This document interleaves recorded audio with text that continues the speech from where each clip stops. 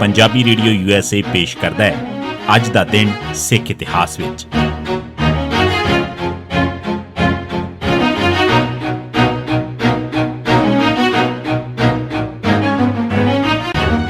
ਸਿੱਖ ਇਤਿਹਾਸ ਦੀਆਂ ਘਟਨਾਵਾਂ 'ਚ 10 ਮਾਰਚ ਦਾ ਦਿਨ 1644 ਜਨਮ ਭਾਈ ਮਨੀ ਸਿੰਘ। ਭਾਈ ਮਨੀ ਸਿੰਘ ਦਾ ਜਨਮ 10 ਮਾਰਚ 1644 ਦੇ ਦਿਨ ਭਾਈ ਮਾਈ ਦਾਸ ਦੇ ਘਰ ਪਿੰਡ ਅਲੀਪੁਰ ਜ਼ਿਲ੍ਹਾ ਮੁਜ਼ੱਫਰਗੜ੍ਹ ਹੁਣ ਪਾਕਿਸਤਾਨ ਵਿਖੇ ਹੋਇਆ ਸੀ। ਜਨਮ ਵੇਲੇ ਉਹਨਾਂ ਦਾ ਨਾਂ ਮਨੀ ਨਾਮ ਰੱਖਿਆ ਗਿਆ ਸੀ। ਆਪ ਨੂੰ ਲਾਡ ਨਾਲ ਮਣੀਆਂ ਵੀ ਆਖ ਕੇ ਬੁਲਾਇਆ ਜਾਂਦਾ ਸੀ। ਆਪ ਨੂੰ 90 ਸਾਲ ਦੀ ਉਮਰ 'ਚ 24 ਜੂਨ 1734 ਦੇ ਦਿਨ ਸ਼ਹੀਦ ਕੀਤਾ ਗਿਆ ਸੀ। 1746 ਲਖਪਤ ਰਾਏ ਨੇ 1000 ਤੋਂ ਵੱਧ ਸਿੱਖ ਸ਼ਹੀਦ ਕੀਤੇ। ਮਾਰਚ 1746 ਦੇ ਪਹਿਲੇ ਹਫ਼ਤੇ ਲਖਪਤ ਰਾਏ ਨੇ ਸਾਰੇ ਸਿੱਖ ਦੁਕਾਨਦਾਰਾਂ, ਮੁਲਾਜ਼ਮਾਂ ਤੇ ਕਿਸਾਨਾਂ ਦੀਆਂ ਗ੍ਰਿਫਤਾਰੀਆਂ ਦਾ ਹੁਕਮ ਜਾਰੀ ਕਰ ਦਿੱਤਾ।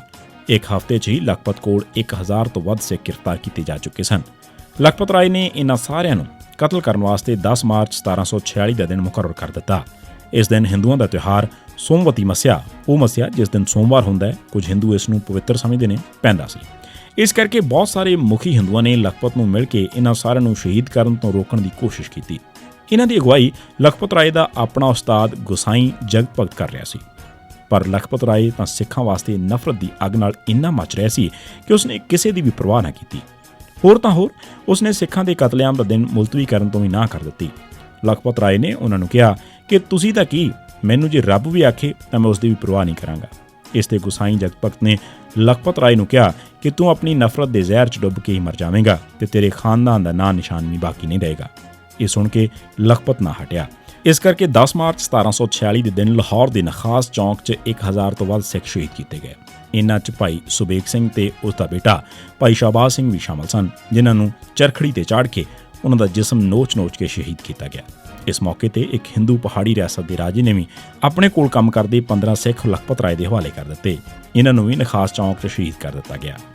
1946 ਸ਼੍ਰੋਮਣੀ ਕਮੇਟੀ ਵੱਲੋਂ ਸਿੱਖ ਸਟੇਟ ਦੀ ਕਾਇਮੀ ਵਾਸਤੇ ਮਤਾ ਪਾਸ। ਜਦੋਂ ਸਿੱਖਾਂ ਨੂੰ ਅਹਿਸਾਸ ਹੋ ਗਿਆ ਕਿ ਪਾਕਿਸਤਾਨ ਨੂੰ ਕੋਈ ਤਾਕਤ ਨਹੀਂ ਰੋਕ ਸਕਦੀ ਤਾਂ ਉਸਨੇ ਵੀ ਆਜ਼ਾਦ ਸਿੱਖ ਮੁਲਕ ਦਾ ਨਾਅਰਾ ਲਾਉਣਾ ਸ਼ੁਰੂ ਕਰ ਦਿੱਤਾ। ਸ਼੍ਰੋਮਣੀ ਕਮੇਟੀ ਨੇ 10 ਮਾਰਚ 1946 ਦੀ ਆਪਣੀ ਮੀਟਿੰਗ 'ਚ ਸਿੱਖਾਂ ਵਾਸਤੇ ਵੱਖਰੀ ਸਿੱਖ ਸਟੇਟ ਦੀ ਮੰਗ ਕੀਤੀ। 1947 ਢੇਰੀ ਪਿੰਡ 'ਚ ਸਿੱਖ ਟੱਬਰ ਦੀ ਖੁਦਕੁਸ਼ੀ। 9 ਮਾਰਚ 1947 ਦੇ ਦਿਨ ਮੁਸਲਮਾਨਾਂ ਦੇ ਪਿੰਡ ਢੇਰੀ ਕੈਂਬਲਪੁਰ ਵਿੱਚ ਰਹਿ ਰਹੇ ਜਸਵੰਤ ਸਿੰਘ ਦੇ ਪਰਿਵਾਰ ਨੇ ਮੁਸਲਮਾਨ ਬਣਨ ਤੋਂ ਨਾ ਕੀਤੀ ਤੇ ਜਦ ਉਹ ਘਿਰ ਗਿਆ ਤਾਂ ਪਿੰਡ ਵਿੱਚੋਂ ਭੱਜ ਵੀ ਨਾ ਸਕਿਆ ਤਾਂ ਉਸਨੇ ਆਪਣੀਆਂ ਔਰਤਾਂ ਨੂੰ ਬਚਾਉਣ ਤੇ ਜ਼ੁਲਮ ਤੋਂ ਬਚਣ ਵਾਸਤੇ ਟੱਬਰ ਨੂੰ ਕਤਲ ਕਰਨ ਮਗਰੋਂ ਖੁਦ ਨੂੰ ਖਤਮ ਕਰ ਲਿਆ। 1966 ਯਗਦਤ ਨੇ ਪੰਜਾਬੀ ਸੂਬਾ ਬਣਾਉਣ ਦੇ ਐਲਾਨ ਵਿਰੁੱਧ ਮਰਨ ਵਰਤ ਸ਼ੁਰੂ ਕੀਤਾ। 9 ਮਾਰਚ 1966 ਨੂੰ ਜਦੋਂ ਕਾਂਗਰਸ ਵਰਕਿੰਗ ਕਮੇਟੀ ਨੇ ਪੰਜਾਬੀ ਸੂਬਾ ਬਣਾਉਣ ਦੇ ਹੱਕ 'ਚ ਮਤਾ ਪਾਸ ਕਰ ਦਿੱਤਾ ਤਾਂ ਅਗਲੇ ਦਿਨ 10 ਮਾਰਚ 1966 ਨੂੰ ਜਨਸੰਘ ਦੀ ਵਰਕਿੰਗ ਕਮੇਟੀ ਨੇ ਪੰਜਾਬੀ ਸੂਬੇ ਨੂੰ ਬਣਨ ਤੋਂ ਰੋਕਣ ਲਈ ਸੰਘਰਸ਼ ਦਾ ਐਲਾਨ ਕਰ ਦਿੱਤਾ। ਇਸ ਦਿਨ ਯਗਦਤ ਸ਼ਰਮਾ, ਜਨਰਲ ਸਕੱਤਰ ਪੰਜਾਬ ਜਨਸੰਘ ਨੇ ਪੰਜਾਬੀ ਸੂਬੇ ਵਿਰੁੱਧ ਮਰਨ ਵਰਤ ਸ਼ੁਰੂ ਕਰ ਦਿੱਤਾ।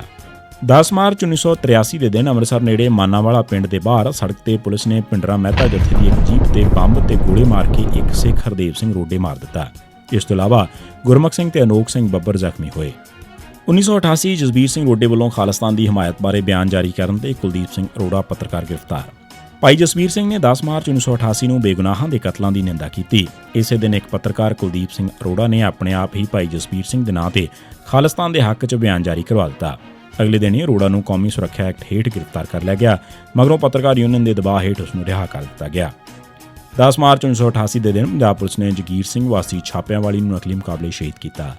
10 ਮਾਰਚ 1999 ਦੇ ਦਿਨ ਪੰਜਾਬ ਪੁਲਿਸ ਨੇ ਗਗਨਦੀਪ ਸਿੰਘ ਹੁੰਦਲ ਪੁੱਤਰ ਕੈਪਟਨ ਨਰਿੰਦਰਜੀਤ ਸਿੰਘ ਵਾਸੀ ਚੌਂਕ ਸਿਕੰਦਰ ਅੰਮ੍ਰਿਤਸਰ ਤੇ ਕੁਲਦੀਪ ਸਿੰਘ ਵਾਸੀ ਕਪੂਰਥਲਾ ਨੂੰ ਨਕਲੀ ਮੁਕਾਬਲੇ ਸ਼ਹੀਦ ਕੀਤਾ।